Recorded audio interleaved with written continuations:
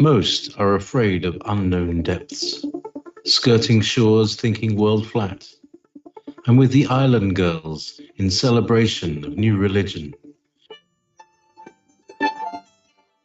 Nobody led me, or said this way. I sailed alone on makeshift raft with wind as companion.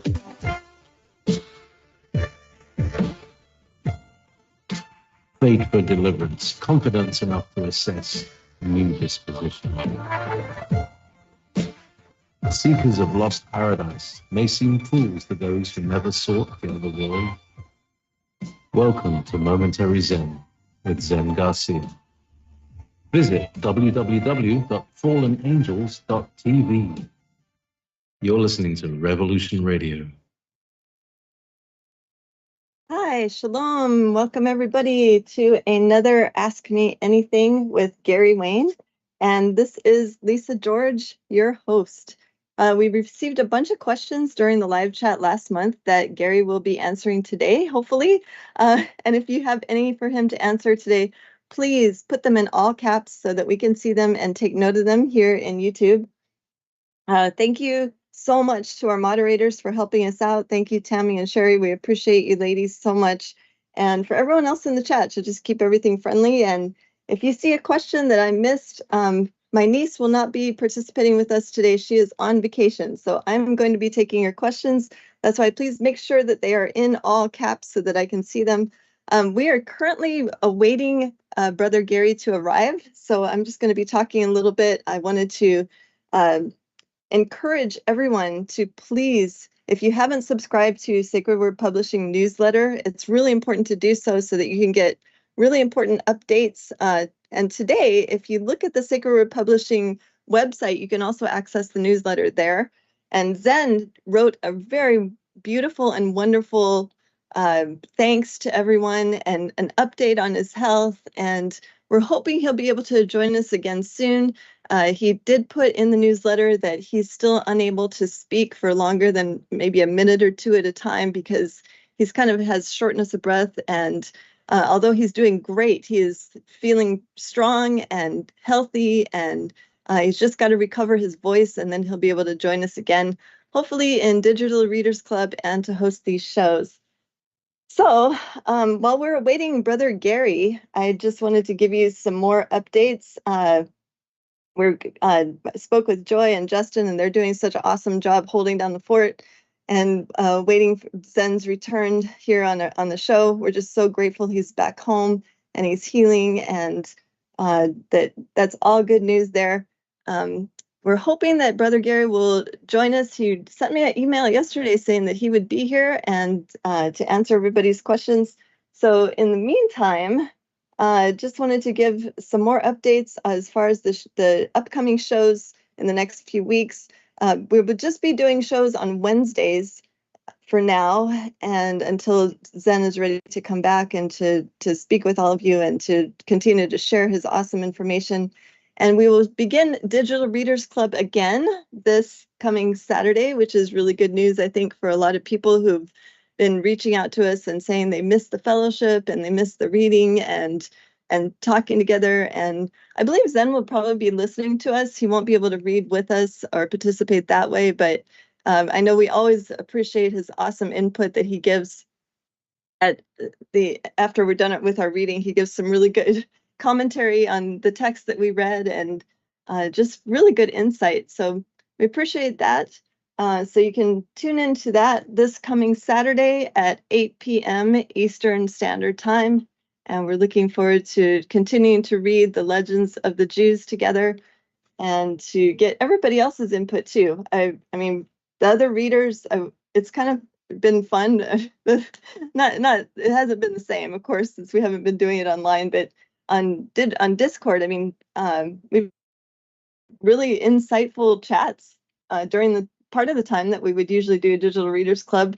And the other readers have some amazing insights too to share with everyone. So I would encourage everyone to join us this Saturday and to come into fellowship again. And then, of course, we've been continuing to have our Hebrew classes on Hebrew Hawaiian YouTube channel. So you're welcome to join us there. Noble will be teaching again. I believe Noble's in the chat right now as Hinky George, and could say hi to him there. But yeah, he will be continuing to teach on different Bible translations and to try to answer the question as thoroughly as possible, which is the best Bible to use for when you're doing your studies, and kind of giving a really amazing historical background on different Bible translations. So you can tune into that this Saturday at 9 p.m. Eastern Standard Time. And we're continuing to wait for Brother Gary to come in to do his Ask Me Anything. I'm sorry for the delay. I've sent him an email reminding him, and he said that he would be here as of yesterday. So maybe he's having some technical issues or something else came up, because he is usually right on time for these. Let's see, I'm looking in the chat. There was a question earlier. I was just about to finish writing it down from David Polishek. He is asking, can we ask Gary what the intention did the royals have when having the scriptures translated to English? The common people already couldn't read. Was it to swear oaths? That's a very interesting question. I'll make sure I'll write that down for Brother Gary. And David, you might want to tune into Noble's teachings that he's been doing on Hebrew Hawaiian YouTube channel. He can have some answers for you there too as well. He's doing a series, like I said, he's been doing, it's going to be like a 5 or 6 part, maybe even more series on the different Bible translations. So maybe he could answer that question there. And I see like Daniel Sullivan, he's so faithful in helping to run the Facebook page for Gary Wayne. If you guys haven't subscribed to Gary Wayne's Facebook page, you can go ahead and do so there. Daniel Sullivan is one of our friends who is running the Facebook page as well. And so he does an awesome job there. And he always has very insightful questions as well. And I see his question here is, are the wheat and chaff parables about rapture, calling out of Babylon, wrath, Armageddon, or throne judgment? Another really good question, Daniel. I'm going to have to write that one down. I thought I heard some action that Brother Gary might be coming in. It looks like he is here. Brother Gary, how are you doing today? It's great to see you here. Well, my blood pressure just raised up and my adrenaline is flowing. My internet kicked out about 5 or 10 minutes before showtime. So yeah, we have had to reboot everything. So I was sending some notes. I'm ready. Is there a problem? I didn't realize my internet was gone. Oh my goodness. Okay. So, well, I was doing my best to just talk and give some updates. So don't worry at all, brother. You know, if you need a few minutes to kind of get settled, I can continue talking, or we could go into the questions, whatever you feel like you want to do. Or maybe you could start out to kind of like smooth things over. You can give us your contact information and any updates. Sure. And yeah, that would be awesome. Well, yes. Thank you to everybody out there for being patient, and glad to be up and running on the internet again. So we had a little bit of a blip, as you might have heard. So my contact information for people who would want to get a hold of me is the easiest and best way to get a hold of me is through my website at the Genesis6conspiracy.com. That's Genesis6, the number 6conspiracy.com. And on the website, I have a contact the author. And if you want to ask me a question, just put the question through on that. It may take me a few months to get back to you. I'm still working through and catching up on the response time, but I will get back to you because I do them in order.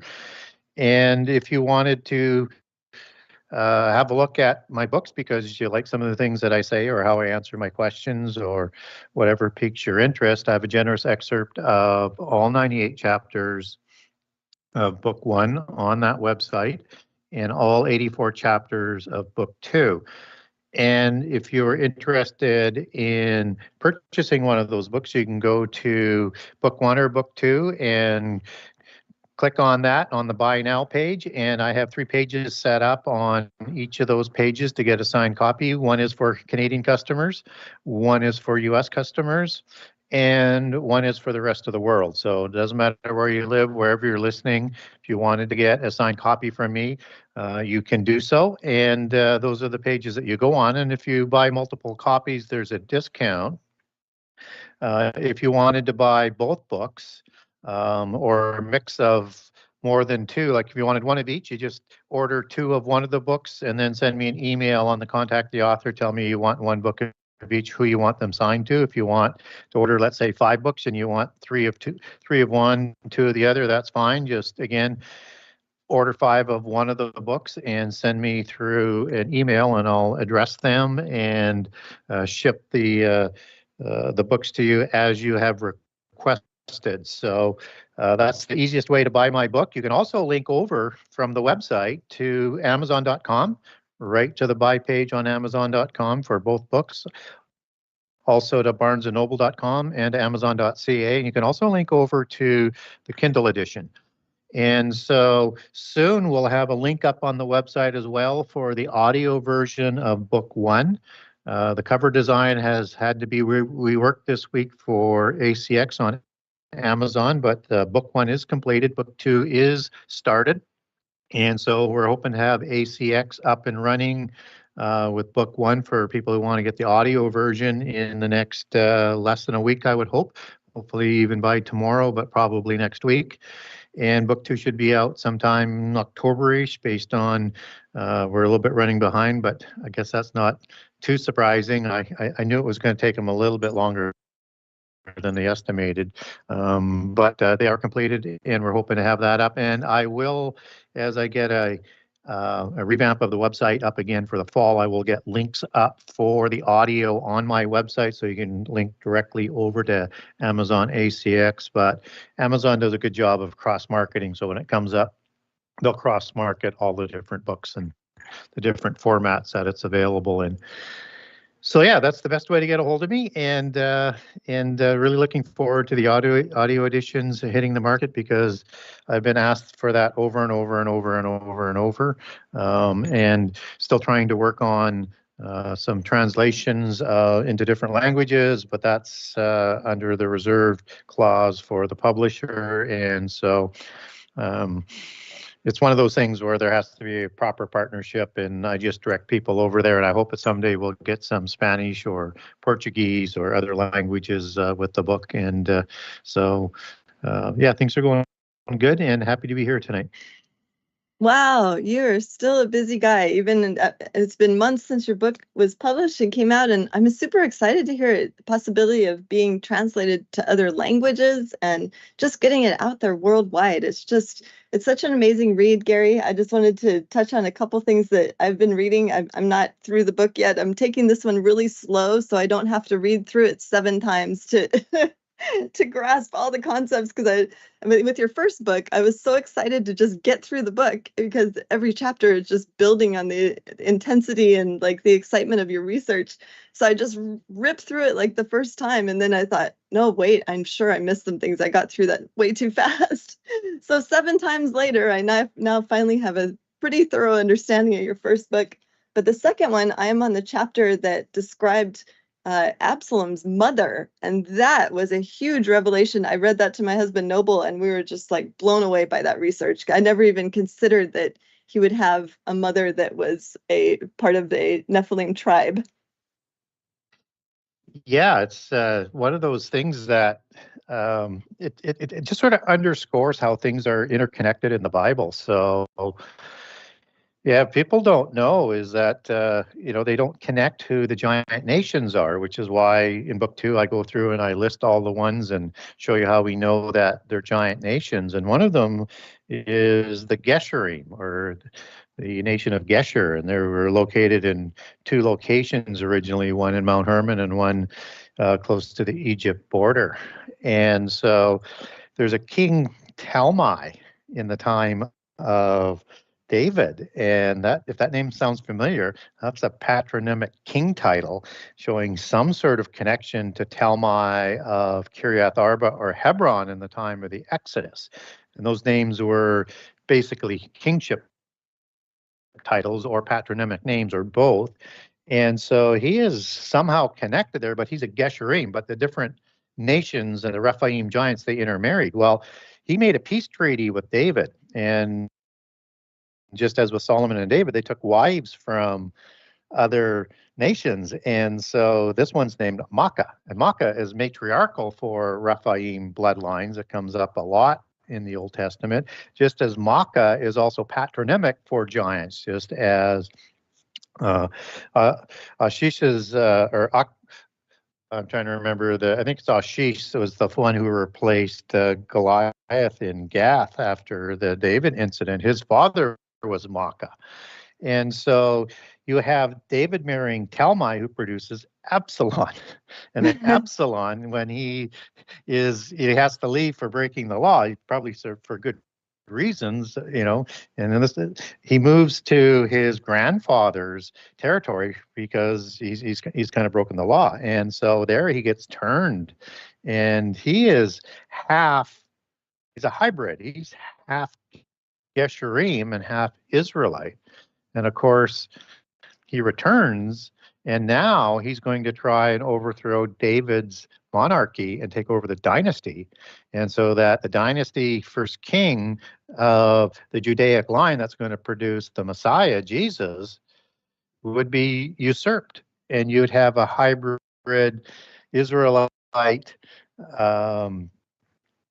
giant on the throne and looking to take the rightful inheritance of that Judaic line, even though he's usurping it for the dragon Messiah.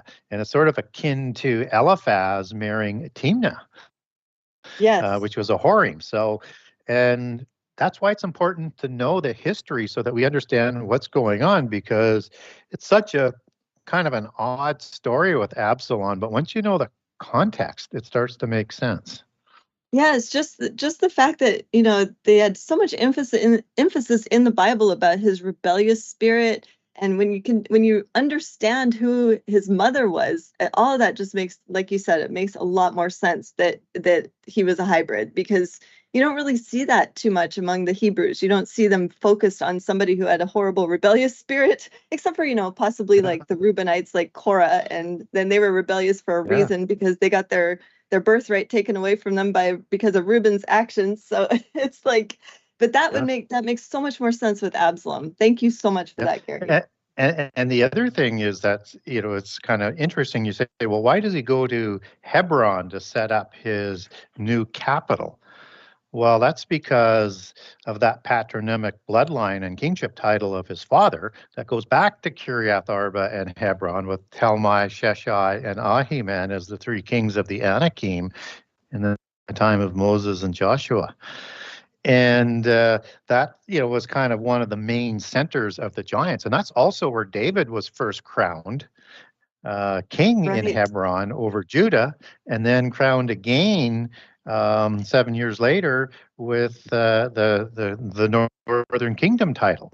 And again, that was to sort of show that he had defeated the giants, and that was his job as the king and part of the covenant obligations in the laws of the wars and dealing with other nations. And so to have Absalom with those two important pieces of context, say, I'm going to use Hebron now as my capital city, not Jerusalem, that that David had established as the center, again, is a sign that he wanted to turn that from a Messianic bloodline inheritance from the city of light to the city of darkness. Although I know in the occult they would call Kiriath Arba or Hebron or Sodom or any of those other cities like Camelot and allegories, shining cities on a hill and cities of light, but they turn everything upside down and inside out. But I get down these rabbit holes, so this is an Ask Me Anything show, so I couldn't do a whole show on Absalom. Seriously, no, seriously, I can tell once you get going on that roll, like all that information you have stored in that amazing brain of yours just like comes out, but it comes out in a very orderly manner, which I appreciate from your books, because the way you speak, if anyone in the chat or anyone listening has not bought Gary's books, and you enjoy his Ask Me Anythings, buy the books, because the way he speaks, it's the way he writes. And so very, very methodical, very in order, so that you can grasp all these concepts that he's researched. And it's really helped us an amazing way to understand the Old Testament more, just by knowing the bloodlines and how important those are. And there's a reason those genealogies are in there in the first place, right? Yeah, they're all there for a reason, and if you don't understand the genealogies, you're missing so much in the Bible. And if you don't understand the table of nations, well, you're missing pretty much all of the Old Testament Yes. context. And when it comes to how do you get at a story like Absalom if you don't go through the process of identifying all the other giant nations, which Gesherim is just one of many, and they're just part of that larger table of nations that aren't written about in the table of nations in Genesis 10 and First Chronicles. And so then that's really starts to open up where all of these, who are these people that aren't in the descendants of Noah? Yes, for sure. We appreciate you, Gary. But I agree, we should probably get into these questions that people have so submitted, and I think you'll have some really great insights on these as well. So if you're ready, we will start with Roberto Iannicello. And he asks, was the killing of living things, even from animals, always the case, or was it different in the garden? Has the lion always killed? And if not, why? Yeah, it's a really interesting question. And so one of the keys to sorting some of these mysteries out, I think, in the Bible is to understand some of the nuances in the Bible. And when I say the nuances, the different sort of periods and the nuances to those periods.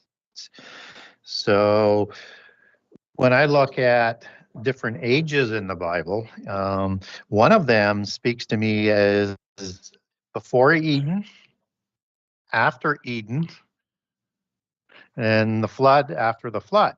And they're kind of slightly, they're all interconnected, but they are nuanced. And there's things going on in some of the details that is important to understand. So I think it's a very good question is, if God had created everything in a way that you would think would be peaceful, then you wouldn't have all of this sort of balance that we have in nature, but it comes through, the hunter aspect or the predator aspect and the sheep aspect or the shepherd aspect of different animals. So they prey on each other for food, and anybody who's watched a nature documentary, I mean, those attacks, they're violent, and it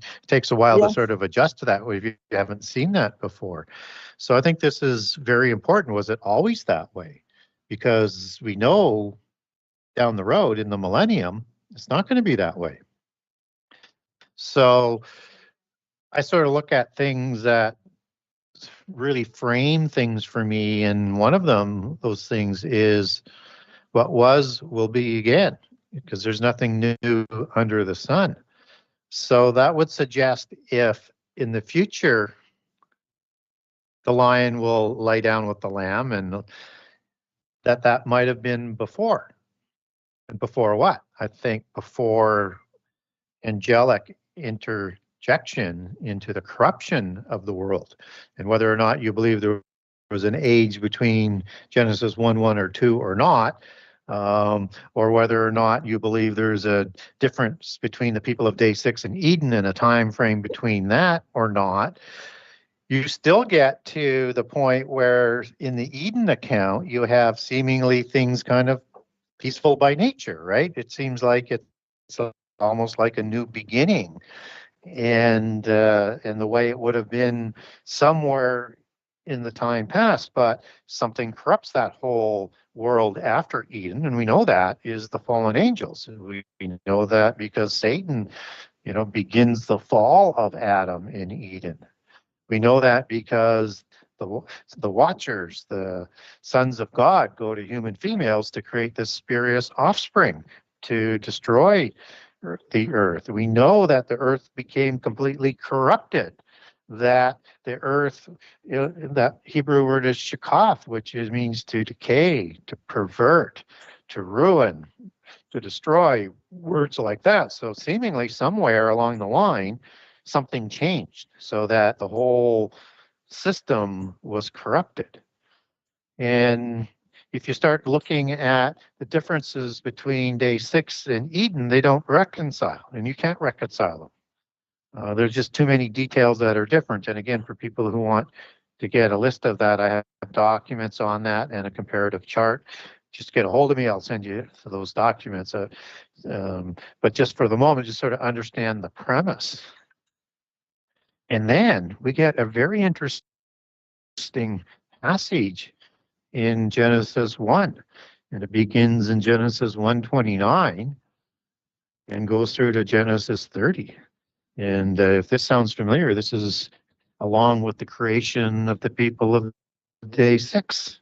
And by inference, the serpentine people, the Nahash, that are the beasts of the field, which are created before the people of day 6. How long? Probably maximum maybe 1,000 years, if the day is 1,000 years, as Second Peter is talking about in its prehistory accounting. So a good understanding that one of God's days is 1,000 years, and there could be up to 1,000 years difference between the Nahash and the humans of day 6. And the Nahash get corrupted. They're corrupted by the time of the Eden account, because the Nahash, one of them at least, is participating either as an avatar of the avatar Satan or being coached with deceiving Eve. And then the whole species is punished after that for doing that. So something corrupted them. And Nahash goes back to words like sorcerer, necromancer, and occult words like that are priest-like in. So it's like it's a priest of this pantheon of fallen angels that are already established and are corrupting this epoch with this creation of the earth in days 1 through 6, that I think is probably more of a renewal of the earth, but nonetheless, renewal or otherwise, I think this is a corruption that's going on. And it's why you have Adam that's being created for a special purpose sometime later. There's no day 8. We don't know how long after day 7. So there's a long period of time. But in the details of Genesis 1:29, is, to me, just some mind-blowing information on this topic. And it starts with behold, and he says it twice. And behold is a specific word to get your attention. And it's the Hebrew word henna, and it means lo, or see, or behold, like something important is being written here that we need to understand. So it's trying to bring our attention to this. And this is in the first chapter of Genesis. Not that there wasn't a lot of other information in there, but this is specifically being pointed at. And what's being talked about in Genesis 29 to 30 is humans are provided plants and seeds for food, to eat for food. And so they're going to spread out around the world. They're not put into Eden. They're told to multiply and go around the earth. And at some point in time, these are gatherers, but they are going to be converted to hunters and gatherers. There's a corruption that is going on there. And we know that the Adamites, even up to the time of Noah, was a man of the soil. Genesis 9:20. And that would have been the most part of the Sethites trying to be loyal to the ways of God. But the rest, and we have the history that comes out of secular and polytheism that shows these were hunters and gatherers of seeds for food. But it also suggests that there's a corruption of the animals sometime after day 6. And because at first it says the animals were only to eat every green plant for food. It doesn't say they're to be predators. And it doesn't say only part of the animals. We're told all of the beasts on the earth are. So something changed. And I think that is showing an angelic rebellion already in place that is corrupting all aspects of God's creation before Eden. And it starts to give you the context of what's going on in Eden, and then why we're getting the genealogies, and why it's so important to understand that Cain went to the side of the fallen angels after his offering was rejected. And so and I look at the Eden account, and I look at it, and that's very like peaceful. Like, this is not something where you see all of these animals in the way that we would see it now. Mhm. And then what's interesting, though, is God doesn't start over after the flood with a complete, I would guess, the cooperation amongst the animal kingdom, and just eating vegetarians. It continues, and he selects the species that are pure, but of DNA manipulation. But seemingly he leaves that in place because it's still being played, everything's being played out for free choice. He's only concerned with giving humans, the descendants of Adam, that restart to bring about the Messiah plan. He's going to leave everything else in place to start as it was in the animal kingdom, but not like it was before. But as we get more information downstream, which is the typical MO, we get the prophecies in Isaiah about the lion and the lamb laying down together in the future time, where it'll come back to what it was before. That makes so much sense when you said that you felt like that would make sense. The animals were corrupted, just like the bloodlines were, for the humans and the people of day 6, for that matter. It makes so much more sense when we were talking earlier about that rebellious spirit, like of Absalom, that happened with the animals too. So thank you so much for that, Gary. Yeah, and another interesting point is Abel is sacrificing the first fruits of the animals. So we know sin's in the world, and we know that's part of the law to sacrifice the first fruits. But Cain, he had the agrarian aspect. He has the firstborn, right? But he didn't give the first fruits of the plants. So it's like him losing his birthright by not doing the proper offering. And it's, again, sort of similar to what you see happens over and over and over, even in the Adamite line. I mean, the classic example is Esau losing the Messianic blessing, Yes. losing the inheritance and the blessings, and it's like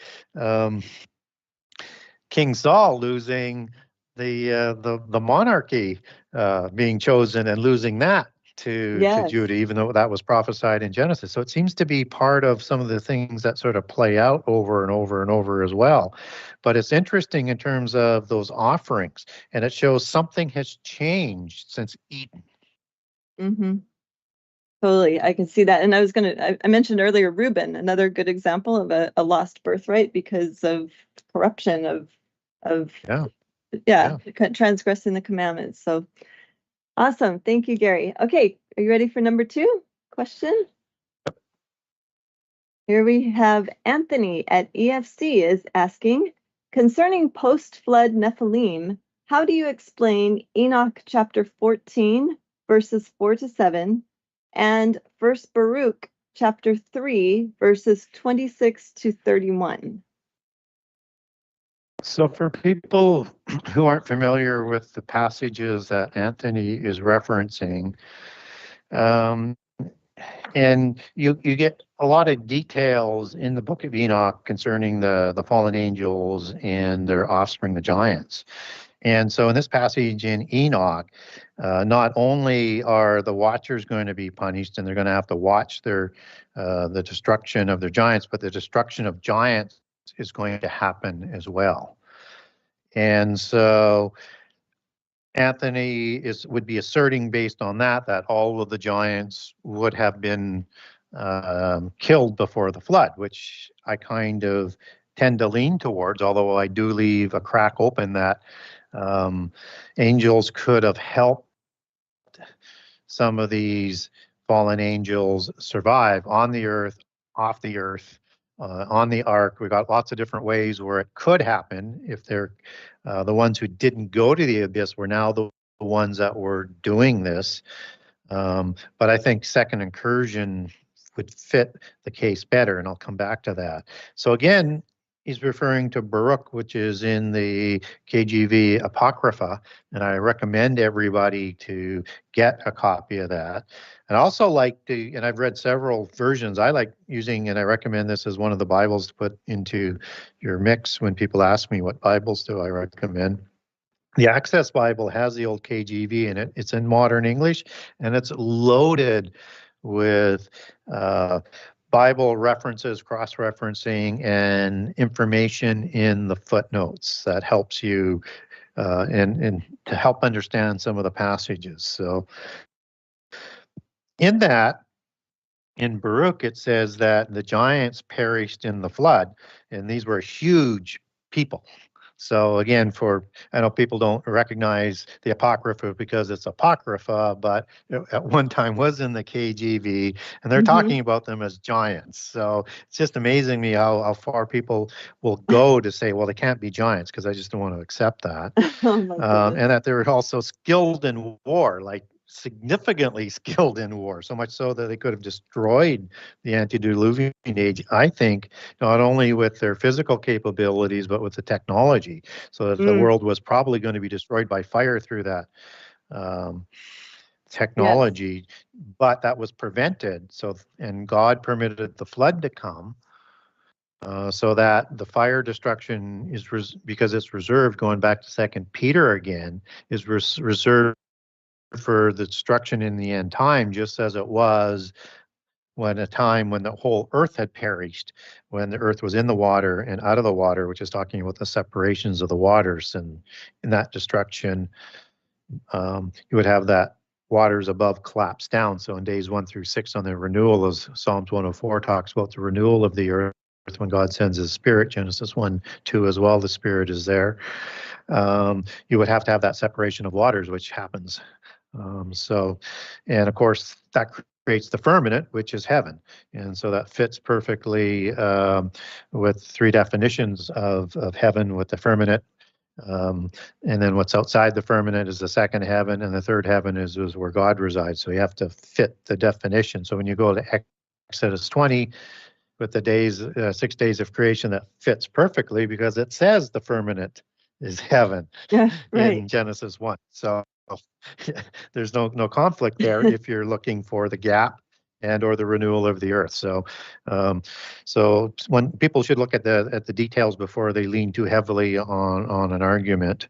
And again, I'm careful with Genesis 1:1-2. I'm not doctrinal on it. I just think it fits better with the angelic rebellion, just as we talked about in question 1. And so the giants perished then.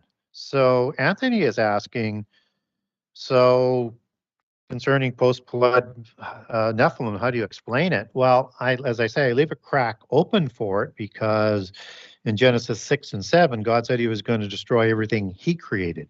He did not say, from a legalistic perspective, that he was going to kill all of the creations that the angels created. So they could have, through that sort of legal understanding of it, and God would have permitted it, and he would have known that they were going to do it because Sheshai, the 3 kings of Hebron, Kiriath Arba, that they saw, and they saw people that were taller than them, which are the hybrids. And so in this part of the report, Numbers 13:33, this is the embellished part. This is the evil report. This is the terrified scouts trying to dissuade Israel from going into the covenant land because they're saying these are Nephilim, and that Nephilim were these huge monsters before the flood. And so it's bringing a terror. And the Israelites would have been familiar with giants, post-diluvian giants, but Nephilim were larger. Yeah. And I think this is a testimony to that they were trying to make the giants even bigger so that the Israelites wouldn't go in. So how do we know that these giants aren't Nephilim? Is what I'm saying. Well, it's part of that embellished part of the report, or the evil report. So the 5 times in the Old Testament versus Nephil or Nephilim, which is only used 3 times, and only referencing these giants before the flood. If you understand understand that this was an embellishment from Nephilim, from Rephaim to Nephilim for the Anakim. So we actually have a tribe of Rephaim that's listed twice in the Bible, in the Old Testament, after the flood. And that's in the War of Giants. In Genesis 14, you have the tribe of the Rephaim, which are located at Mount Hermon region, where the oath was taken to create the giants, probably both before and after the flood. First by the parent gods, the second time by the offspring gods. And in the Ugaritic text, it's a Baal and a Nat that create the Rephaim giants, whereas El and Ashtaroth would have created Nephilim giants before the flood. And of course, the parent gods went to the prison before the flood, after they watched their children die. And then the offspring gods take over, and they do the same crimes, and they're only walking amongst the earth for probably up to the time of Babel, maybe shortly after, but Babel seems to fit pretty well with the details we get biblically, and then they disappear. And so in the Ugaritic text, they're trying to bring Baal and that back to create more Rephaim, because they have this fertility issue after the flood. Again, another distinction with the giants. And then in Genesis 15, the land that Jehovah Yahweh is promising Abraham includes the mighty seven, which has the Rephaim in, and plus the additional three that I also like to call the mighty 10, the triple K of the Old Testament, more giants. But the Rephaim are listed there in the covenant land as a tribe, not listed as Nephilim, but Rephaim. And in Genesis 14, these giants are almost wiped out of the specific Rephaim tribe, and probably a direct creation from one of the title names of Baal, which is very similar to Raphael as we would have in the Apocrypha of the KJV, but he had several different names. I list them all in book 2 as well, so I won't get into the minutia of that. So that was probably the eponymous name that was applied to the original first Rapha as the patriarch for the Rephaim. So Rapha takes his name from one of the celestial Mafia godfathers, Baal, and then that name goes on to the first tribe. So Rapha is likely the firstborn. Arba is another patriarch not listed in the Table of Nations. That is the patriarch for the Anakim that we talked about earlier. And that's given to us in the book of Joshua. But where I'm going with this is after the Rephaim are almost wiped out in the War of 4 Kings against 5, or the Giant Wars, Og seems to move over there to become king of the Amorites, and is going to rule from Ashtaroth and Edrei, as we're told biblically and in the Ugaritic text, which were the 2 holy cities of the Baalim Council, which is again listed in the Bible. And Og is the last of the Rephaim, or the last of Rapha. So either you have Rephaim surviving the flood, or you have this original tribe. He's the last of that original tribe. And because Baal creates giants after the flood, it seems like that's a post-diluvian second incursion. And so I think that's how giants show up after the flood, by second incursion. But I leave that opening that some of them may have survived. Oh, excellent answer. Excellent answer as usual, Gary. I wanted to ask you too, if I'm sure you're familiar with the Legends of the Jews, that book series by what is his name? The German author. It's sort of like a midrash. I think you quote it several times in your books. We were reading through the Legends of the Jews in our Digital Readers Club with Zen's channel that meets on Saturday, and in there you're talking about Ginsburg, I think, right? Yes, Louis Ginsburg. Thank you. And they give an account of the spies that spied out the city of Jericho, and how they did have kind of like an alternate kind of like a agenda there, where they were the leaders of the tribes. This is what it says according to Ginsburg, leaders of the tribes, and they wanted to keep their positions, and they didn't think that they would keep their positions if they went ahead and went into the land already. And so they basically talked the people out of going into the land by, like you said, it could have been fabricated. I mean, to me, it seems like if they saw giants, like if all 12 tribes saw the giants, that it would have been across the board, but there could have been sort of a conspiracy. What do you think about that, Gary? Yeah, there's certainly a possibility to that. We're not given a lot of details, and I like a lot of the details that are in the legends of the Jewish people. But some we don't know what was sort of inferred and added, and whether or not those are all exact details. But it's certainly a possibility that they were afraid that was going to happen. Yeah, that makes sense. And I appreciate in your book how you have like the patriarchs of the Rephaim outlined there, so we can trace them back, just like you did earlier with Absalom, what you just did with Og. It's really important to know because they name their cities after themselves, and then and also their leaders. It's like it's easy to trace back once you realize that they have their own bloodlines mingled into the Bible as well. Yeah, it's amazing. I mean, I think it should be eye-opening that, and I demonstrate this as I trace back to the different patriarchs, is that once you understand that many of the original names became names for locations and cities, it just starts to make your eyes sort of wide open, because they left their mark everywhere, so that it would be remembered forever. And yet we've forgotten it all. Yes, and like how you outline with the tribe of Dan, even how they leave their Denmark, Denmark, the Danube. I see that similar, maybe possibly with Og. The first thing I think of with Og as far as a city is Ogden, Utah. Like, what are the odds of a city being named Ogden? Yeah, the den of Og, right? Yes. The den of serpents. Yes, exactly. And the original city of Og, as I put in book 2, is Ugarit, or the Ugaritic texts come from that I refer.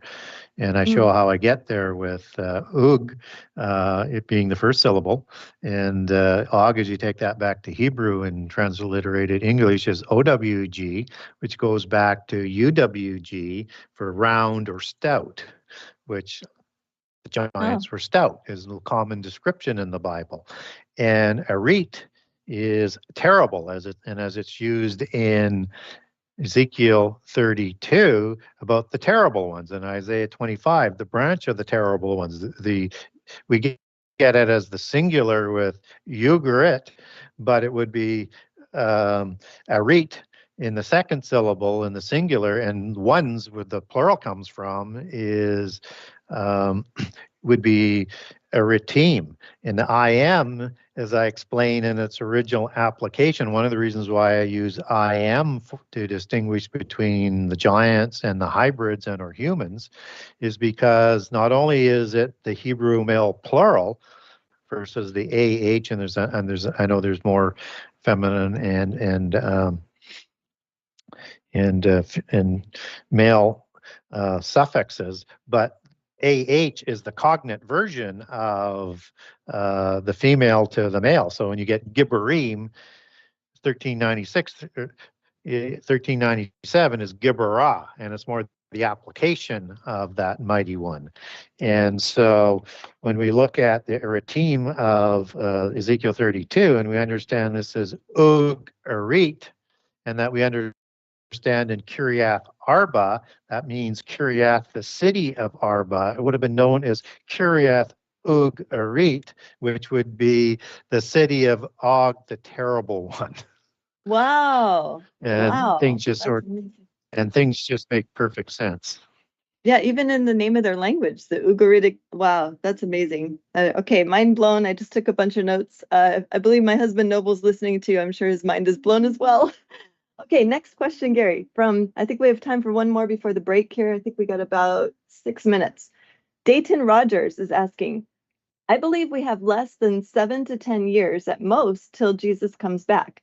What are your thoughts? When do you think the king is coming? Well, my thoughts is we're not quite that close yet, and I think we're in the fig tree generation, but there's still many things yet to be fulfilled to get to the chronology. And so I think we haven't seen Babylon rise. We haven't seen the false prophets rise for Babylon. We haven't seen the 10 kings rise yet in Daniel and Revelation, which is that seventh empire. And to have the 7-year start, we would have to have the covenant of death negotiated in Daniel 9:27, which we haven't seen, and we haven't seen the start of the sacrifice on wing or extremity of the temple yet. So a lot of things yet to be fulfilled. Now you can get there fairly fast when you start to have catastrophes happen. So that might really leave open up to 10 years versus the 7 as to where we're at. But I would push it back a little bit further yet, because basically, as I would understand the 10 years, that 3 years over and above the 7 would be the time of Babylon's rising. And I think of the false prophets and the prophecies of doom to unite under one universal religion and one world government or be destroyed from the face of the earth, sort of the Babylon syndrome. And we get something in Revelation 2:10 that suggests there's going to be 10 days of tribulation, which wasn't fulfilled in the church of Smyrna. And there's some details in each of those 7 churches that are reserved for the end time churches. And so it's a typical sort of dual prophecy and a vision in this case, and it's a mix of some of the Old Testament prophecies, but it's got important details of prehistory and Revelation. It's got prophecies for the time, in this case of the churches, and then you've got prophecies that aren't fulfilled to the end time, which makes that sort of dual prophecy for the time of the prophet and then the time in the future, which is generally the end time. And so we haven't seen 10 days of that tribulation yet. So I expect there's going to be more tribulation yet to come before we get there. So I think we're starting to get closer, but I wouldn't look at necessarily as the Middle East as being like World War III at this point. I think these are important stepping stones to get there, but I think there's still a lot yet to come about. So I would go back to, we're still in the time of the sorrows and the times of the birth pangs, where the birth pangs are working together, but not completely together yet, and they need to get stronger. And I'm afraid that people, if we have a war that is going to destroy, let's say, 10% of the population, or even 5% of the population, or 5% of the earth, that people are going to say, hey, that's Armageddon, or that's the Gog War, or Revelation 9 War, or Joel 1 and 2 War. It's not, because it gets stronger. As terrible as these wars and things that might seem to be, till we get to the trumpet opening and the wars associated, I mean, with the seal openings and the wars associated with the seals, that those catastrophes, when they come to that peak with the opening of the seals, is 25% destruction of the world. So we have to have that amount of destruction before we could say that we're into the last 7 years. And the trumpets is 33%. And the wrath bowls would be 100% if it was permitted to come to completion. But Jesus steps in just before so that all flesh isn't destroyed. Right. So I would say we're getting closer and closer, and things can start happening more quickly, but there's a lot of things yet to come together. So let's not get fooled into birth pang catastrophes, which are identical to the catastrophes in the seals, the trumpets, and the wrath bowls, just different measures. Great. Yeah, it's such an important concept to make sure that people are able to read scripture for themselves and to have the tools to understand what you just talked about, Gary, because there's so many people trying to jump on the bandwagon saying we're halfway through the tribulation already, and I'm thinking, oh no, things are going to get way worse. I mean, it might seem pretty bad, This is This is going to seem like the good old days. Oh, totally, totally. But thank you again for that, Gary. I And think we're at break right now. And so everybody go get something to drink, get something to eat, and we'll see you in a few minutes right after this break. And thank you so much, Gary.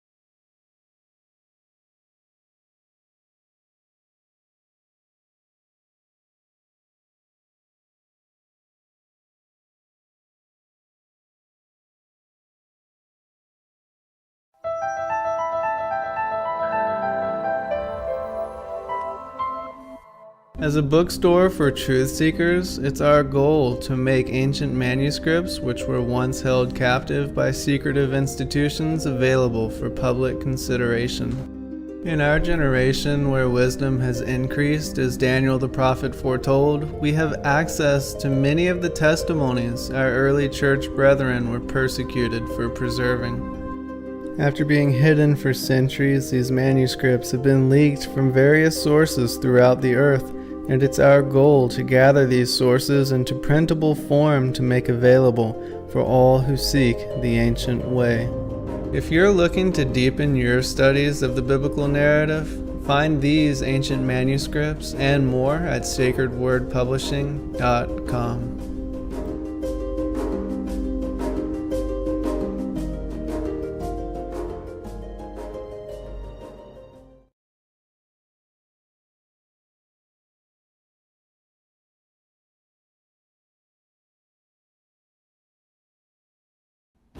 Your partnership with Sacred Word Publishing goes further than the publishing of ancient manuscripts and weekly video content. You also make a huge impact across the earth in orphanages in Myanmar, India, Uganda, and Kenya. Your support is crucial for the development of the ecclesia of real truth seekers. We thank you for joining us in hosting Secrets Revealed, Momentary Zen, the Digital Readers Club, Ask Me Anything series, and other shows that have helped lead so many to the truth of salvation. To become even more involved, please visit patreon.com/sacredwordpublishing, where you can partake in exclusive, interactive, patron-only content and help us continue shining the light of love in this darkened world.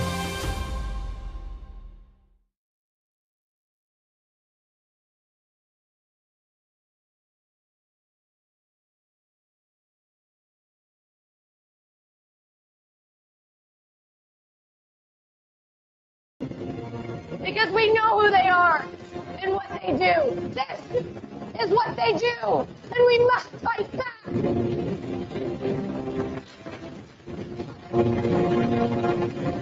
You can torture us and bomb us. Fire is catching. And if we burn, you burn with us. Good evening.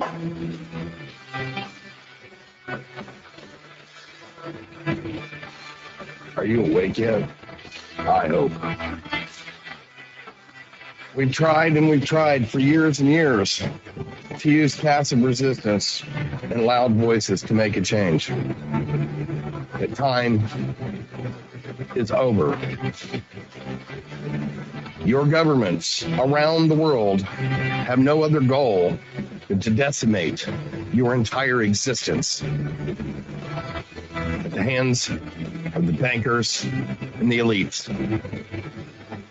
The war is coming, and it's your choice to decide if you want to be a warrior or a victim. Denial is not a choice anymore. Revolution Radio, freedomslips.com, the #1 listener-supported radio station on the planet. Not giving up. Revolution Radio.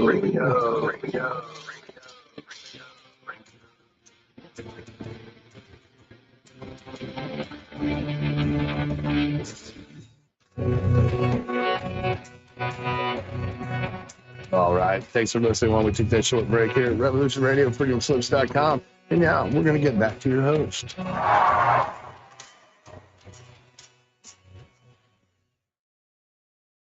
Hi, welcome back everyone to our continued Ask Me Anything with researcher and author Gary Wayne. This is your host again, Lisa George. We're continuing to receive questions through the live chat, and I will write these down. If you could please put them in all caps so I can see them. And Gary is continuing to answer questions that were submitted last month during his Ask Me Anything right here on this channel. And so, Brother Gary, are you there? I am. My internet is still working. Okay, great. It's so good to have you back here after the break, and we can continue with the questions here. It seems like the internet is a little bit glitchy today because I think on Justin's end, who's running this live stream, people were saying in the chat that it was buffering for a couple minutes during last hour when we were talking. So it might be something going on with the internet worldwide. Who knows? Because I'm all the way here in Hawaii. You're in Canada. Justin's in Georgia. You know, it's amazing that we're able to talk. Was down. Yeah. I'm sorry, what was Talk that? Was down last week and then down on Sunday as well because, so lots of issues going on. I had a show canceled on Sunday because it went down again. So hopefully we're not seeing, viruses taking down some of the places where we can actually get out there and talk freely. So. Yeah. It seems like that maybe that predictive programming movie, Leave the World Behind. Are you aware of that, where the internet crashed? Yeah. Did you see that? Did you see the movie, Gary? I didn't watch it. I heard the premise of it, though. Yeah. Okay. And then my husband Noble and I were driving around running errands earlier, and we noticed there was a lot of white Teslas driving around. And that was another predictive programming thing from that movie. If you want to take a look, it's kind of ironic. It was produced by the Obamas. I don't know if you're aware of that. Yes, I was aware of that. So, okay. One of the reasons why I didn't watch it. Didn't watch it. Yeah, I could actually only make it through the first 10 minutes. It was just I was falling asleep, and then Noble made it through the whole thing. But I heard some reports from people that a lot of people actually fell asleep during it, and it's kind of interesting that would happen, and wondering what frequencies were used and if there was some mind control thing going on. I mean, who knows what they're doing, right? Well, they're foreshadowing something that they're going to do. So, yeah, for sure. Okay, so we'll continue with our questions. We got a bunch more to get through here. The next one is from Purple Pink, and I believe she is in the chat, asking what bloodline issues might have been behind leaders such as Gaddafi, Saddam, and Kim Jong-un, and how they either came into power, lost power, or were controlled. Yeah, when we look at around the world, and we need to understand that the bloodlines around the world, they're rivals with all the other bloodlines around the world. And there can only be one that's going to present the Antichrist to rule the world in the end time, that they hope is going to go on forever as a perpetual dynasty, as opposed to the biblical outcome. That's only 3.5 years for that whole dynasty to have lasted, or will last. So that's where it gets a little bit confusing when you start to see sort of like strongmen like a Gaddafi or Saddam or Kim Jong-un come to power. And there's so many other ones throughout history and around the world, but typically they aren't poor people. Not saying all of them were of the nobility, but most were. Most were highly educated. And they're used by bloodlines to take down another bloodline.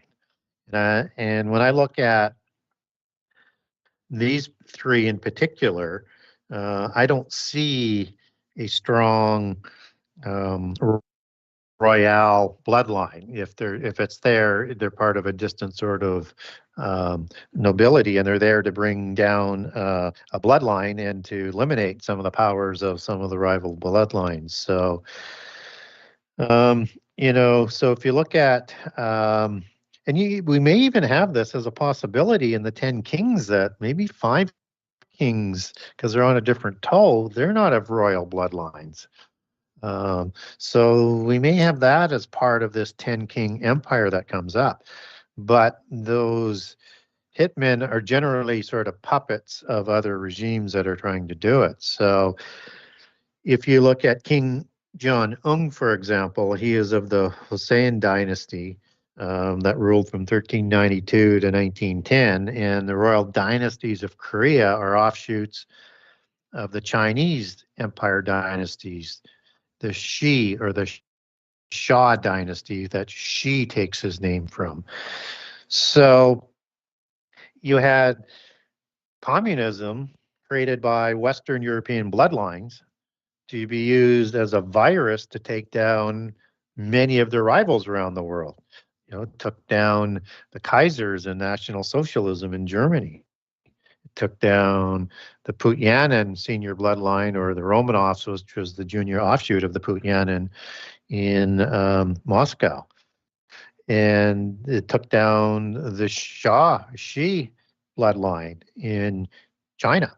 And because Korea is one of the older branch dynasties, it was probably sent there to bring down that as well, because of perhaps using that as a platform to put the Shah bloodlines back on that dynasty in Beijing. So you can sort of follow that as kind of an example. So Gaddafi, he replaced a fellow by the name of Idris as Sunusi. Idris is the Arabic name for Enoch. It's coincidental, and was part of a dynastic bloodline. So he overthrew that bloodline. I don't know who sponsored him, but there would have been somebody, if you followed the trail. I haven't done the research on that. And Saddam, he replaced the dynasty that was on the Parsi kingship of Iran, and Mohammed Reza Pahlavi, and that was part of the Hashemite dynasty of the Sufis, and of the Persian or the Shia sort of aspect as well, as that sort of comes together there. So that was taken down by the Ayatollah Khomeini. I'm sorry, I'm confusing Iran with Iraq. I'll stay on Iraq. That's okay. Yeah, That's so right. Saddam took that down, but who was he doing it for? Probably the Western Europeans in this case again, because they weren't permitting as what were presented the case, the U.S. oil companies from drilling oil, and it was basically an oil issue, and the U.S. overthrew a legitimate democracy. But all the oil companies are owned by the stable of agents of the Rothschilds and the bloodlines. So again, it's the European bloodlines that would have put that pressure on for their, unfortunate for all U.S. citizens sitting out there. I look at U.S. as the attack dog for the Western bloodlines, and the U.S. should take more of an independent position, in my opinion, but that's just my opinion. So I think that's what you're seeing when you see these strong men take over. They're just as proxies for other bloodlines to take away some of the power of the rivals. Great. Thank you so much for that, Gary. The same person asking the question has the next one too. Purple Pink is asking, what are your thoughts on Second Ezra's eagle head prophecy? Well, it's as enigmatic as some of the Daniel prophecies are. Very similar, But right? right. And Second Ezra, I mean, I love it a lot, but it is part of the Apocrypha. So we have to be careful that maybe some of it has been corrupted, but I don't see any corruptions in Second Ezra, but maybe there are. I haven't found any. But this is a fabulous prophecy, and what I find so important for people to understand, why I recommend to people to read the Apocrypha, just as Baruch comes out of the Apocrypha that we talked a little bit earlier, is the two eagles prophecy, begins in chapter 11 of Second Ezra, and the defining aspect, why it's so important, comes in chapter 12, and that's where it says that this is, a vision of Daniel, of the beast that comes up from the sea. Mm-hmm. Yeah. Right? Yep. And that's recorded in chapter 11. So now what's really important as well, because these three eagles with three different heads, and also understood as two sections or two empires of the eagle, where the two eagles sort of assumption sort of comes into play, two eagle empires, so to speak. And what's so interesting about that is if you look at the beasts that are stirred up by the four winds, just as this one is stirred up by the four winds of prophecy, it's consistent there. And what is also consistent is that we get the heads of the first three beasts, but not of the fourth in Daniel 7. We're told that it has claws like a bird, but we're not told that it's a bird. And it's different than the first three. And now we find out that if this is, true prophecy, it's the head of an eagle, and there's three heads of this eagle. And so this is a prophecy applied to the fourth beast, and then has sections of it for the end time empire that comes up out of this eagle. And of course, the eagle is the symbol of Rome. Rome, yes. And a lot of Right?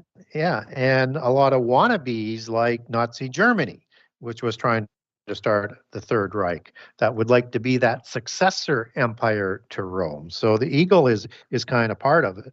And also what's interesting is, to look at the two eagles, we have a lot of imagery that comes out of antediluvian reliefs that has the double-headed eagle, right, for imagery. Yeah. And part of the bloodlines as well. But the eagle is a very important bird in the occult in a lot of different ways. And so in this prophecy, we're told there's three heads of an eagle. And so, again, we're not really told what that is. And you could look at that as different epochs or, different Antichrist type figures, because the one head that awakens is the end time Antichrist empire, or the eighth empire that takes over from the seventh empire at the midpoint of the last 7 years. So you could look at that as maybe being a couple Antichrist figures, and the third one being the ultimate Antichrist that is awakened. Or you could look at it as epochs of the Roman Empire, and particularly with that fourth empire. So you have the three epochs is you have the age of the kings. So after Romulus and Remus, you have this age of these ancient kings of Rome. And then you go into the Republic age and the families of the Senate. And then you move into the 12 Caesars. Well, there's more than 12 Caesars, but a lot of people associate 12 vivid Caesars with this prophecy. I'm not sure I get there yet. I see the numerical connection, but I haven't seen enough to make that connection. But it could be those three epochs, and then when one of these epochs, one awakens, and it's the center one and the largest one, and probably an Antichrist wannabe was part of the Caesars. So one expects that maybe that has some interesting applications for the end time and with the Antichrist was clearly described in the end time in chapter 11 and in chapter 12. So I think that this is important. And there's another piece of imagery is that the lion rebukes this eagle in 11 verse 37. And of course, the lion would be understood as the lion of God in this case, because he rebukes him for God.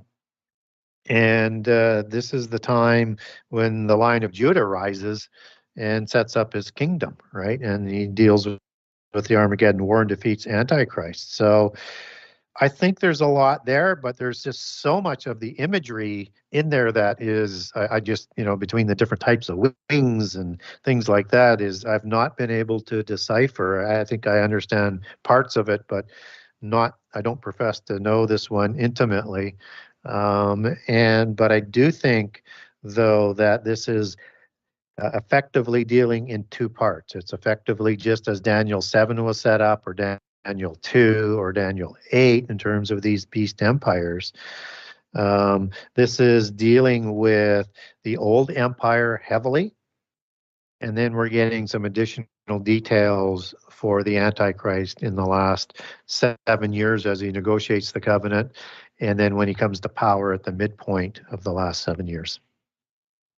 Awesome, Gary. I love the book of Second Ezra too. I was wondering if you saw this one verse in there that really stood out to me in Second Ezra chapter 8, verse 19, where it says, this is the prayer that Esdras prayed before he was taken up into heaven, which signifies he didn't die. What do you think about that? Did you happen to see that verse? Oh, I did, and we don't have scripture for that. And yeah. This is a prophecy also associated with Esther, and so no, we don't get scripture for that. I mean, I'm not saying it didn't happen. Yeah. We just don't have scripture for that, other than in the Apocrypha. So, but we also know that has happened. Yes. Like with Elijah. Right. With Enoch. So Enoch, yeah. it is consistent. It's consistent with biblical, but without another reference to that in the Bible. I look at it as interesting, keep it filed in my back of my mind, but I rarely bring it out because I don't have anything else to support it with. Okay. Oh, that makes sense. All right. Thank you, Gary. Next question is from Andrew Findlay. Given the long lifespans pre-flood, do you think women had much longer menstrual cycles, like instead of 30 days, 12 months? I don't think so. We're told that life is shortened, and there was longer lives, and that would include the Adamites as well as the giants. But we're not told of this very long menstrual cycle. The only thing that we're told biblically is that childbirth was going to be an issue after the fall in Eden. So that's the only change that I would see in sort of the reproduction and the age. It's an interesting understanding. I don't know what the requirement would be to have that long of a menstrual cycle. But what we do know is with the people of Noah, we don't get told of that with the sons or the daughters, and it's certainly not passed on. But there was a change with limiting life to 120 years in Genesis 6:3. So again, we don't know what changes might have been made. But again, I say this a lot, I don't have scripture for it, so it's a possibility, and we know things were different in certain ways before the flood. We just don't know exactly what was different. So, and so we don't have scripture for that. So possible, but I would lean against it, but not rule it out. All right. Okay. Next question is from Vince Franco.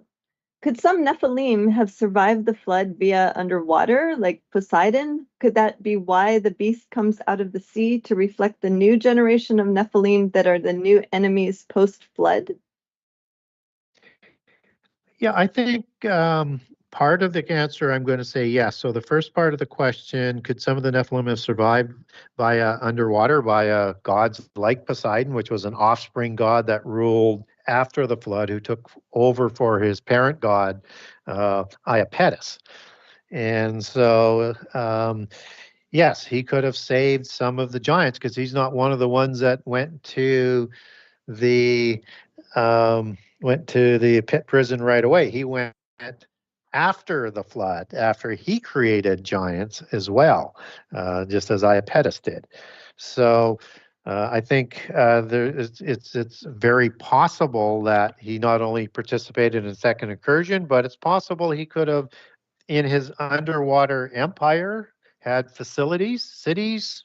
We have all of these great underwater cities. We don't know whether or not they're below the sea because of the flood, or they're even older than that.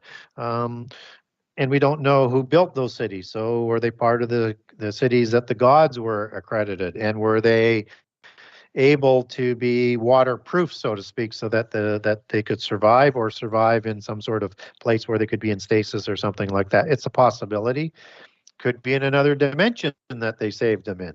We don't know how. Could be off the earth. Could have been in all sorts of different ways, and many ways of those ways are kind of recorded. So why not under the water? Why not in the earth with underground cities? So it's a possibility. Now, does that have anything to do with the beast of the sea? The allegory is there, but I'm not sure from the physical sort of aspect. So typically in prophetic allegory, you have Israel sort of understood as the land, and the Gentile nations known as the sea, and the land is this sort of small island in the sea of Gentiles. Mm-hmm. And so the beasts coming from the Nephilim, yes. In this case, I make the case in book 2, I would look preferably to Rephaim as being the bloodlines to the beast empires. And in Daniel 7, they're stirred up out of the waters as the 4 empires, and there would have been 2 before that. So you can also slice Daniel 8 into that, and instead of having Assyria and Egypt as the first 2 empires, you would have the 4 empires that the Greece Empire is split into. Rome takes over, and it's also part of the Greek Empire.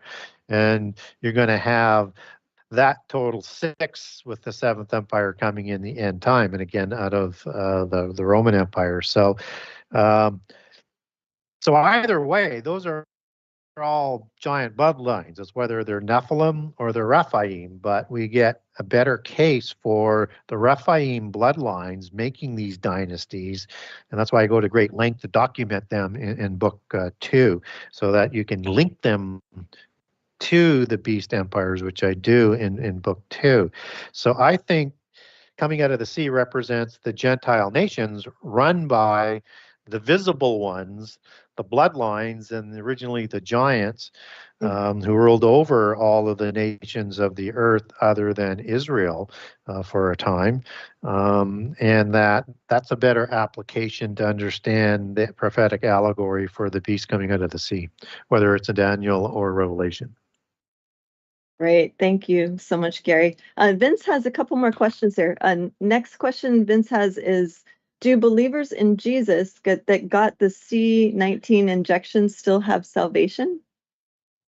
Yes, I think they do. So one of the things that I don't think you're held accountable for, and I'm not a minister, I'm a researcher, but from my understanding is you're not held accountable for innocently receiving physical traits like DNA, or doing something that you don't know might be problematic. And in this case, I know a lot of people were saying that COVID-19 was the mark of the beast, and it has the ability in its technology to change DNA, or at least send messages. I think down the road, that's a bigger concern. But taking COVID-19 was not equivalent to the mark of the beast. Something happens in the mark of the beast that is distinctly crossing a line that you're warned not to do it, lest you will give up your salvation and you will spend the rest of your life in the lake of fire being tortured. Now, you can make the argument, though, that if you have anything to do with any kind of DNA change, you are at risk that you wouldn't be resurrected into eternity, but resurrected to suffer the second death, but not the lake of fire. But we don't have anything that, I don't think we have enough here that suggests that this really violates the laws of creation in a way that would affect the Holy Spirit in a blasphemy. And it also has to be willful as well. So I would say it falls short. I mean, I recommend that people don't take things that could change, has a possibility of changing DNA. But I don't believe this is the mark of the beast. I think it's baseline technology for some of the digital medicine that's coming that's going to connect into the mark of the beast, but that's a ways away. But be very, very careful of vaccines going forward if it's that digital technology, because the longer it goes, the closer it gets to that beast, mark of the beast technology. Okay, great, Gary. Thank you. And then Vince has one more question. He said, I've heard the name of Yah or Yod-He-Vav-He, Yahuwah, was substituted in the King James for Lord or God, and that the word Jesus comes from Asus, from the Romans, and that we should really use Yahusha. Why did they replace it? Yeah, it's a good question, and there's actually two different kind of questions there. So if we look at Jesus first, and I'll walk backwards on this one to get back to Yahweh. So Jesus is a transliteration, and Jesus with the J comes about with the introduction of Baconian English, where the J is introduced.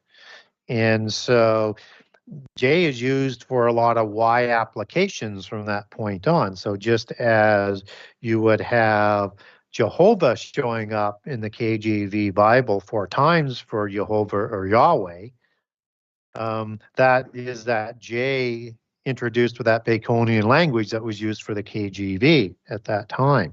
And so Joseph, as we understand it, again with this introduction of the J, would be Yusuf, as it was originally understood in Hebrew and other languages. And so James, which is introduced, would be actually has a root into Yaakov or Jacob, as we understand it. And James is part of that association coming out of Yaakov for Jacob. And so you can see a lot of applications where that's being used. So the Greek word that's used in the New Testament for Jesus is Iesus. And it's with an I, but pronounced with a Y. But that's a Greek transliteration for the Hebrew word. And the Hebrew word is actually originally is closer to Joshua. And you actually connects into Joshua, which wouldn't be pronounced with the J as we pronounce it today. It would be, and there's different variations in terms of how it goes, how Iesus connects back into the Old Testament. So you have Jesus's name originally would have been Yehoshua as one pronunciation. That's Yehowshuwa. Would also be Yeshua or Yeshua, Yeshua. It would also be Yahshua, Yhyyshua, and other variants as well that you could take back into the older Hebrew languages. And Joshua, again, is part of that same sort of set of those words. So when we look at the Old Testament now, you have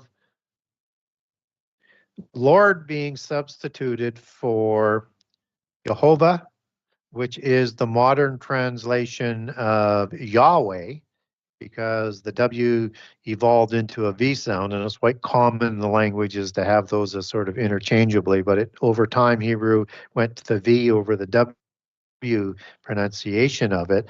From the original vowelless Hebrew and Semitic as the tetragram without vowels for Yahweh. But that word that it's used in the original Hebrew is translated as Lord, and Lord God being Jehovah Elohim, God being Elohim. So how that sort of comes about. So you see how that connects back to Yahweh and Joshua and Yeshua, because it's all essentially the same sort of name. But now we have this add-on being introduced, which is the original Hebrew for Lord, and add-on A, meaning my Lord, which is used 428 times for Lord and my Lord, separate from where Jehovah is used and translated as Lord. But it's kind of an interchangeable term, but it's a different word that's used in those locations. And in the time of the apocalypse of the southern kingdom and the diaspora into, or the exile into Babylon, and with the return back for the second temple, there became this understanding in the southern kingdom between the Pharisees and the Sadducees that you shouldn't pronounce and say the words Yahweh, Jehovah, Jehovah, all the different pronunciations of that, or El or Elohim, that you should use Lord instead of and using that from the Hebrew Adon and my Lord Adonai, that it would be wrong to say the name of God, but that's not really God's name. We wouldn't even be able to pronounce it. That's what we're provided as the word to use when you're writing it down, because you have to record it and you have to read it. So A little tough with they no use vowels. in the time of and they use those words all the time before the second temple. So that's something that the Jewish people added in for whatever reasons. Now the occultists, they seized on this. And so they look at Adon as being one of the offspring gods of and chief god of a Middle East pantheon, and the Greek equivalent would be Adonis. And they understand that as being meaning my Lord as well. And then they transpose that to being equivalent to Baal, which they also say means my Lord. And that when it says my Lord in the Bible, they say that's, and this is what they say. It's not what I say. They say that's actually referring to Baal, not Jesus or the God in heaven. And so they start this whole sort of usurping and using the Bible for their own purposes and reimagining it. So I don't get into the legalisms of what you want to say. God and Jesus know who we're praying to. I don't think it's wrong to say Yahweh, Jehovah, Jehovah, Jesus, Iesus, all the different, whatever you're comfortable with, do it in the spirit and it'll be fine. But don't let people goad you into saying that something changed and was corrupted in the Bible. It's a very logical progression into English, but in the Hebrew and the Greek, it's still preserved as it was originally recorded. Yeah, that's kind of been a hot topic the last decade, it seems, especially in social media. There is kind of a lot of that goading, or I like to call it kind of bullying going on, where if you say the name of God wrong, then all of a sudden, you're praying to Satan instead. And I mean, to me, it's kind of hyped up a little bit too much there. Yeah. I mean, God is all-knowing. He knows what your inner spirit is. He knows what you're saying. He knows what you're saying and what you're trying to do before you do it. So yeah, and with the 70 or 72 languages, whatever happened at Babel, it seems like each language might even have their own name for him. So he understands. He's all-knowing, like you said. Yeah. Okay, next question. This is from Grady Johnson. He's asking, what do you think about the possibility of two sets of kings from Daniel 7, verse 24, and Revelation 17, verses 12 to 18?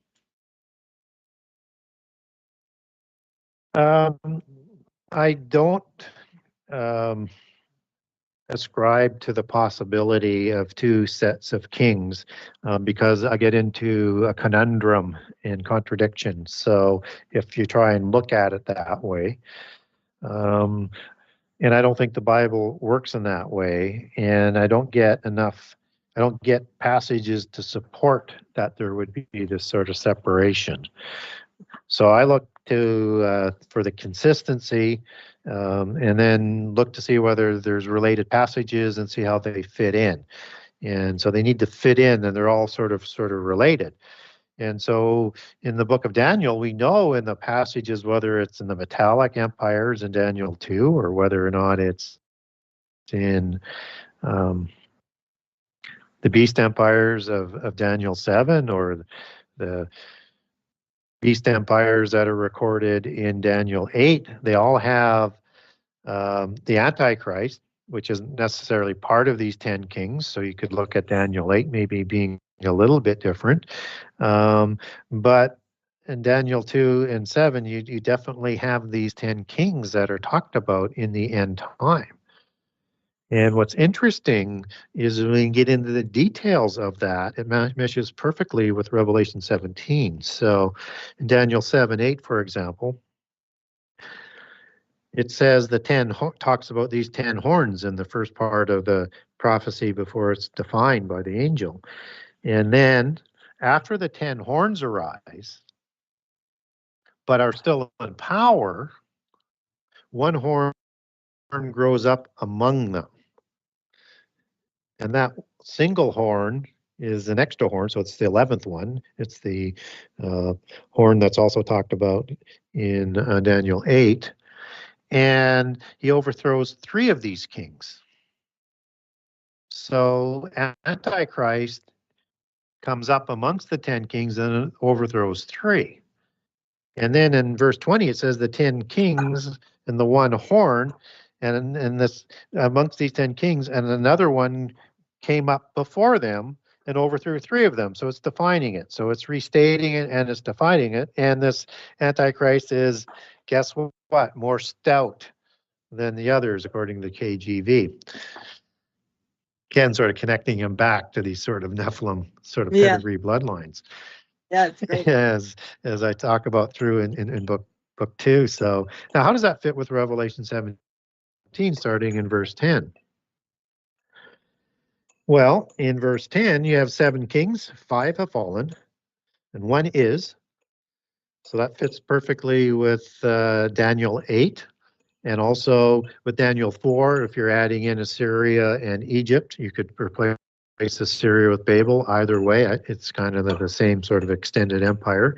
And you're going to come up with the same numbers. And with the 7th one coming at the end time, that Antichrist is connected to in Revelation 10. And in verse 11, it says, this beast is of the 7 empires. That includes the 10 king empire of the end time. He's of those 10 kings, and he rises amongst them. And when he takes over, he'll be the 8th empire, separate empire from the 10 kings.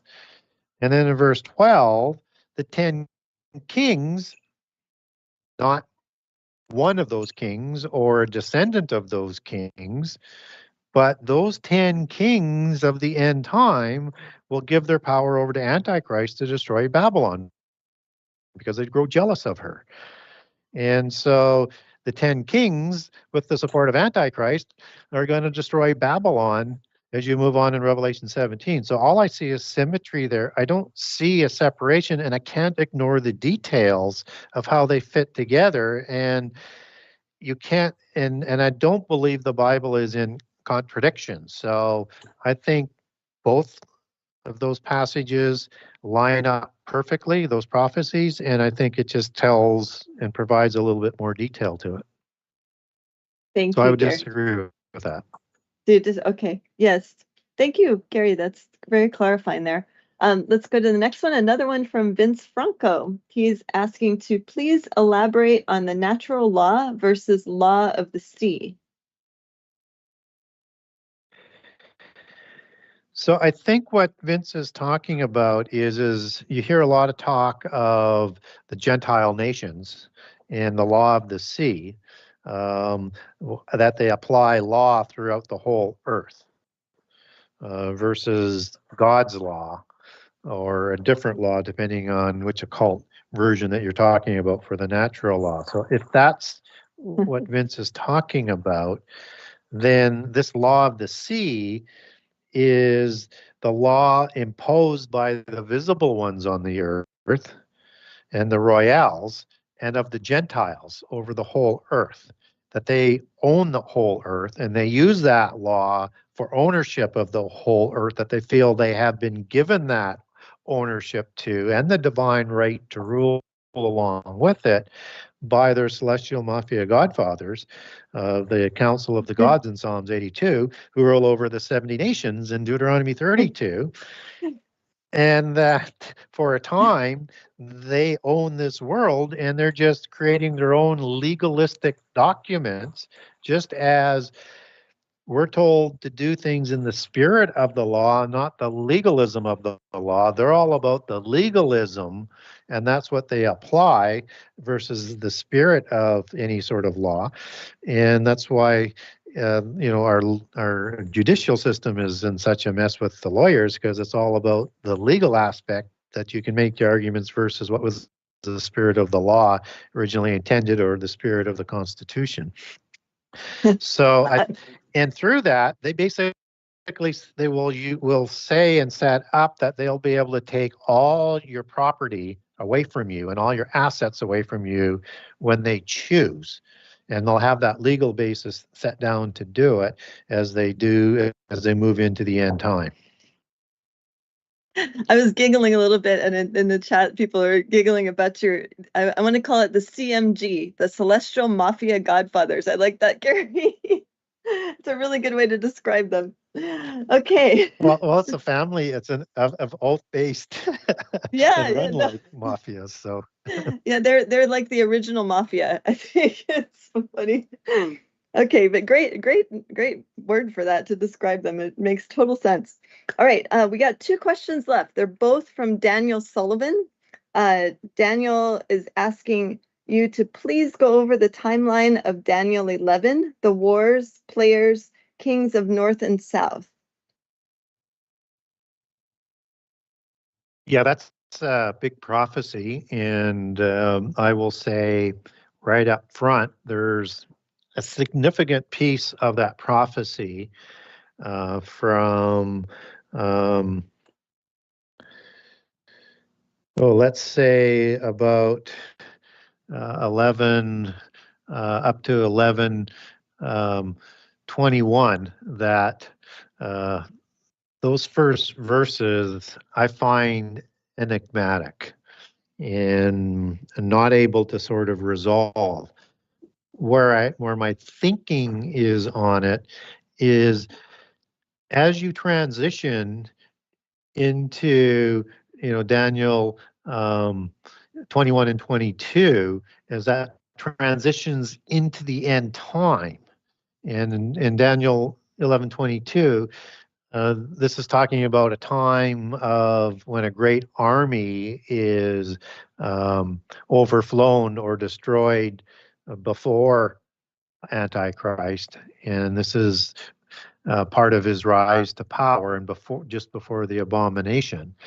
I think the passages before would probably apply to the Roman Empire past, the one that is in the time of John, and the one that's prophesied by Daniel, versus the rise out of the ashes, so to speak, of that empire to become the 7th empire.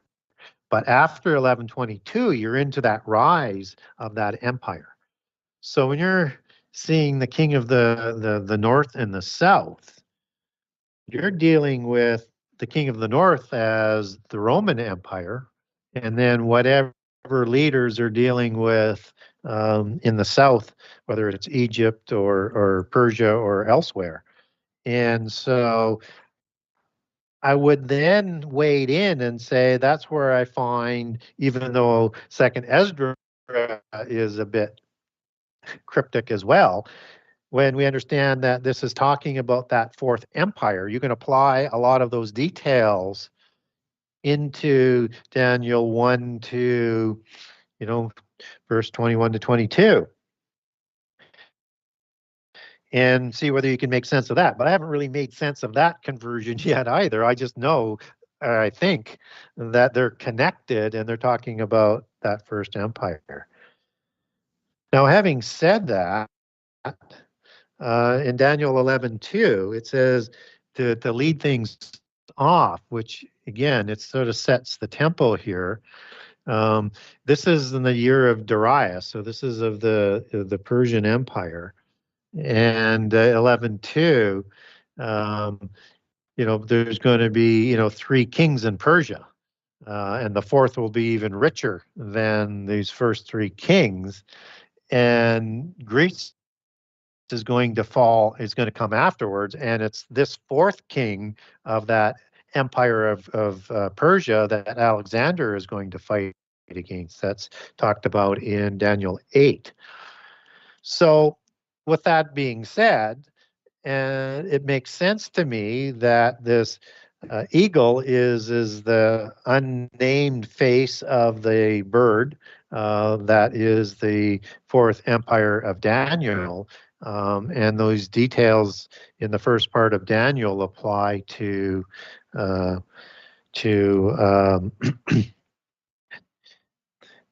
first part of Daniel applies to that first empire, and then as you move on, the rest will apply with the king of the north and the king of the south. So you have a bit of an interchange and a partnership and an alliance and wars between the king of the north and the king of the south. And also factor in that Antichrist is rising to power and doesn't come to power until the abomination, when he moves his armies into Jerusalem. And so we have that happening in Daniel 11:31. So now any interchange between the king of the south and the Antichrist, that's during his rise to power in the age of the 10 kings. So the king of the south is going to be a king representing at least one of those 10 kings and maybe multiple 10 kings, because it's an important figure. And so you may have many alliances within these 10 kings. But the king of the south also has continued to be talked about after the abomination, and Antichrist is going to do war with him. And he's actually doing war again. He does it more than once when he sees Jesus coming from the north and the east. And we know that that's Jesus from Isaiah 41:25. And so he moves his armies up the coast in towards Mount Hermon, where Jesus is moving up through Edom and Jordan, and the Jordan region on the west side of the river, on his way to Mount Hermon, where they're going to have that final battle. So I look at the king of the south, and there may be more a replacement of the king of the south as you have these 10 kings doing battle with Antichrist, and maybe even to a certain degree with each other. And we know 3 from the book of Daniel that are overthrown, that Antichrist overthrows 3 of them. So which ones they are, I think it's not likely the king of the south, but ones that where he would be more associated with and are probably the richest of those empires. So look for more from the west, from that sort of richness sort of perspective, and he's going to distribute some of the plunder from him overthrowing 10 of those kings. So I look at, as I say, Rome rising from these ashes. I look at 5 to 20 as the rise of the Roman Empire in Daniel 7's fourth beast. I look at 21 to 31 as the rise of Antichrist. And then he's going to have various encounters of these kings of the south. And so I would look for quite a power versus the kings of the east. We need to separate that there's powerful kings over there, but there's typically the south is going to include part of the covenant land and all of Africa, but it could be expanded more from a global perspective for a global-sized empire. So you could look at even Central and South America, and maybe even parts of Southeast Asia. So they could also be all sort of intermixed in there. And we're just going to have to, if we're around, we'll have to wait and see how that sort of plays out. And if we're watching from above, then we won't have to be part of watching it. We can just be a spectator on it, because we don't want to go through that. So the only thing that what I try and guide people is because I can't decode the first half of it properly and match it up with history.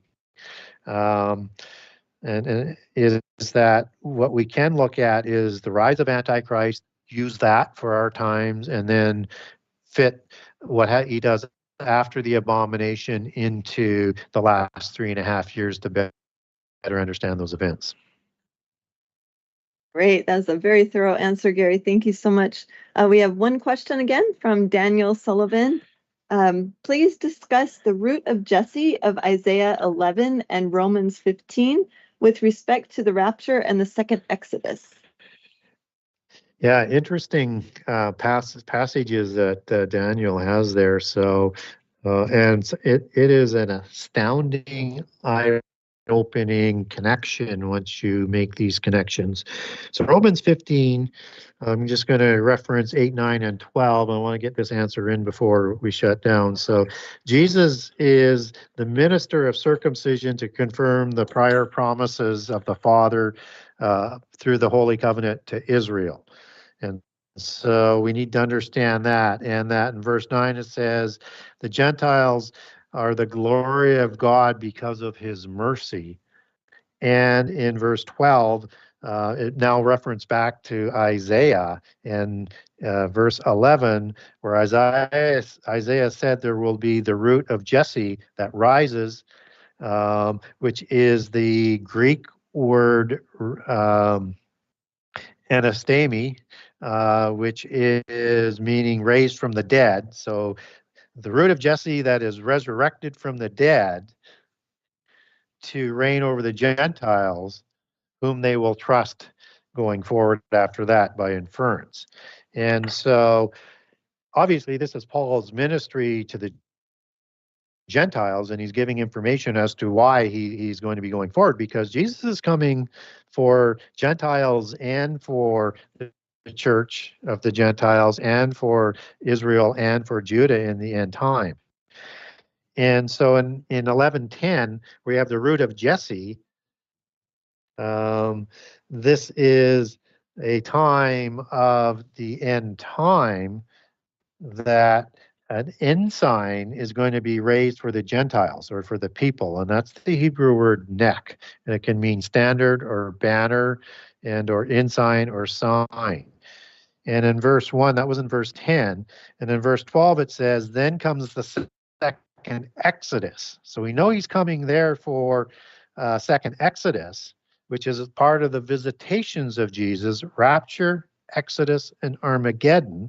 Hosea 9:7, the days of his visitation, and the days of the Son of Man used twice in the book of Luke. And that in verse 1, it says that he is the stem of Jesse and the branch, and the Spirit of God rests on him. And so look at Isaiah 49:22 as a companion to that. Because it says in Isaiah 49:22, it says, I will lift up my hand to the Gentiles and set up my standard to the people. Standard comes from neck as well.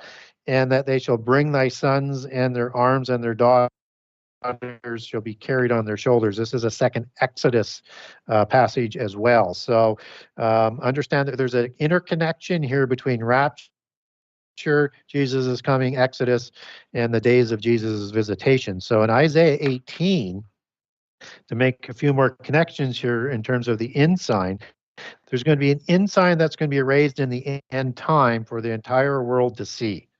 This is Jesus' sign that's talked about after the abomination.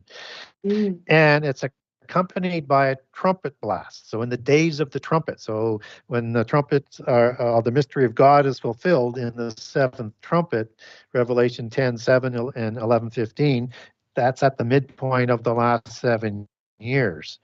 An ensign means a flag, a sail, and generally a signal, and figuratively a banner, signal, standard, or sign, and employed as a rallying point, rallying for second Exodus, rallying for rapture. And it says that all of the inhabitants of the world in 18:3, the dwellers on the earth, he lifteth up his ensign on the mountains when he blows the trumpet. These are all markers. The ensign is a signal for awakening lost Israel and Judah to start preparing for second Exodus, led by Jesus and King David. And it's before the harvest, which is the Armageddon in 18:5. And Gary, so, I'm sorry to cut you off, Gary, but I think we're at the end. Maybe we can finish answering this question next time, but we appreciate everyone joining, and thank you again, Gary, for all of your hard work and your time. We'll see you guys next month. Shalom.